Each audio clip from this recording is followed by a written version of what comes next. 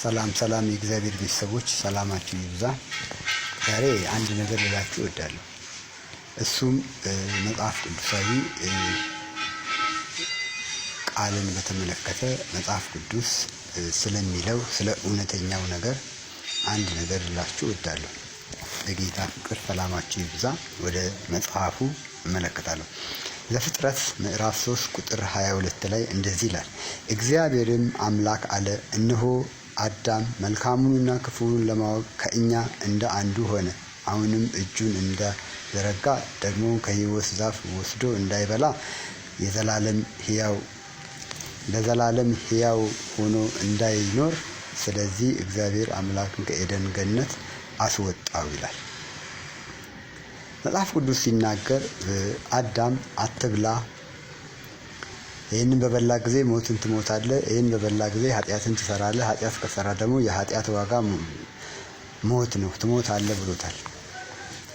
ስለዚህ ብዙ ሰዎች ይህንን ቃል ከስላሴ አንዱ ነው፣ ስላሴ ከሚባሉት አንዱ ነው ኃጢአት የሰራው ከኛ እንደ አንዱ ስለሚል አዳም ልክ ከስላሴዎች ከአንዱ እንደተሳሳተ ከስላሴዎች አንዱ ኃጢአትን እንደሰራ አድርገሃል ብሏል እግዚአብሔር እያሉ ከስላሴ አንዱ አካል የሆነውን ኃጢአት ሰርቷል፣ ከስላሴ አንዱ ነው ኃጢአት የሰራው ይላሉ።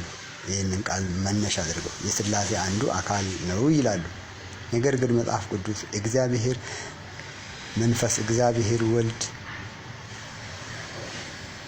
እግዚአብሔር አብ ከሶስቱ አንዱ ነው ኃጢአት የሰራው። ከኛ እንደ አንዱ ማለቱ ከሶስቱ አንዱ ኃጢአትን ሰርቷል ማለት ነው? ውሸት። ይህንን እየተናገረ ያለው መልአኩ ነው። በእግዚአብሔር ስም መጥቶ እየተናገረ ያለው ዘፍጥረት 3:22 ላይ መልአኩ ነው። ለምን ከኛ እንደ አንዱ ሲል ከአዳም በፊት ኃጢአትን እየሰራ መልአክ እንዳለ እንደተጣለ የሚያመላክት እንጂ ከስላሴዎች አካል አንዱ ኃጢአትን ሰራ እያለን አይደለም። ስለዚህ ይህንን ትምህርት የምታስተምሩ ሰዎች እግዚአብሔር ኃጢአትን ሰርቷል እያላችሁ ነው። ከእግዚአብሔር አንዱ ከአብ ከወልድ ከመንፈስ አንደኛው አካል ኃጢአት ሰርቷል እያላችሁ ስለሆነ ትምህርታችሁን በደንብ ልትፈትሹ እወዳለሁ። እግዚአብሔር ኃጢአትን ሰርቷል እያላችሁ ለምን ከእኛ እንደ አንዱ የሚለው የስላሴን ትምህርት ለማምጣት ፈልጋችሁ አንዱ ስላሴ ከስላሴ አንዱ አካል ነው፣ ከኛ እንደ አንዱ ሆነ፣ መልካሙንና ክፉን ለማወቅ የተባለለት አንዱ ስላሴ ነው፣ ከስላሴዎች አንዱ ነው እያላችሁ ስለሆነ ይህ ደግሞ ስህተት ነው፣ መጽሐፍ ቅዱሳዊ አይደለም። ከኛ እንደ አንዱ ብሎ የተናገረው ከመልአኮች አንዱ ኃጢአት ስለሰራው ሌላኛው አንዱ በእግዚአብሔር ፊት እያገለገለ ያለው መልአክ የተናገረውን ቃል እንጂ ሌላ ከስላሴ አካል የሚባል ኃጢአት እየሰራ አይደለም። እግዚአብሔር ኃጢአት የሚሰራ እግዚአብሔር አይደለም። መንፈስ ኃጢአትን የሚሰራ መንፈስ አይደለም። ወልድ ኃጢአትን የሚሰራ መንፈስ አይደለም። አብ ኃጢአትን የሚሰራ አብ አይደለም። ስለዚህ ማረጋገጫ ምንድን ነው የምትሉኝ? ኢሳይያስ 14ን ደግሞ እንመለከታለን። ኢሳይያስ 14 ላይ ምንድነው የሚለው? ኢሳይያስ 14 ከቁጥር 12 ጀምሮ እናነባለን። ታገሱ። ኢሳይያስ 14 ከቁጥር 12 ጀምረን እናነባለን። አንተ የንጋት ልጅ አጥቢያ ኮከብ ሆይ እንዴት ከሰማይ ወደቅ፣ አሕዛብም ያዋረድህ አንተ ሆይ እንዴት እስከ ምድር ድረስ ተቆርጠህ፣ አንተም በልብህ ወደ ሰማይ አድርጋለሁ፣ ዙፋኔንም ከእግዚአብሔር ጋር ከዋክብትም በላይ ከፍ ከፍ አደርጋለሁ፣ በሰሜንም ዳርቻ በመሰብሰቢያ ተራራ ላይ እቀመጣለሁ፣ ከዳመናዎችም ከፍታ ላይ እቀመጣለሁ፣ ከዳመናዎችም ከፍታ በላይ አድርጋለሁ፣ በልዑልም እመሰላለሁ አለ። ነገር ግን ወደ ሲኦል ወደ ጉድጓድም ጥልቅ ትወርዳለህ ይለዋል።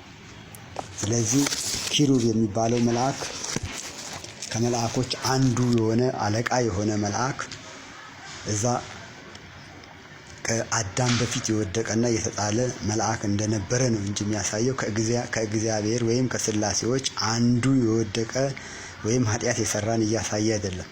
የመላእኮች አለቃ ኪሩብ የተባለው ከእግዚአብሔር ጋር እመሰላለሁ፣ ስልጣኔን ኃይሌን ከእግዚአብሔር በላይም ከፍ ከፍ አደርጋለሁ ከዳመናዎችም በላይ እያለ የተናገረውን እግዚአብሔር ስለ ጣለው ስለ ኪሩብ ስለ ታበየው መልአክ እየተናገረ ነው እንጂ ያለው ከእኛ እንደ አንዱ የሚለው ቃል የመላእክት አለቃ ስለተጣለው ስለሱ ያልተጣለው መልአክ በእግዚአብሔር አፍ ስም እየተናገረ ነው። ከኛ እንደ አንዱ የሚለው እንጂ ከስላሴ አንዱ ኃጢአትን ሰራ፣ ወደቀ፣ ተጣለ እያለ አይደለም። ስለዚህ ይህንን ትምህርት የምትሰሙ ሰዎች ስላሴ የሚባል አምላክ የለም፣ ስላሴዎች የሚባሉ አምላኮችም የሉም።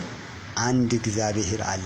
በአንዱ በእግዚአብሔርና በሰው መካከል ሰው የሆነው ቃሉን ስጋ አድርጎ በማርያም ማፀን ውስጥ ስጋ ሆኖ የወጣው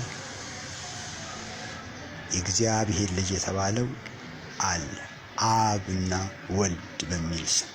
ስለዚህ ስላሴ የሚባል ትምህርት የለም። ከስላሴዎች አንዱ ነው ከኛ እንደ አንዱ የሚለው ነገር ውሸት ነው። ስለዚህ ተመለሱ፣ እግዚአብሔር ይፈርዳል።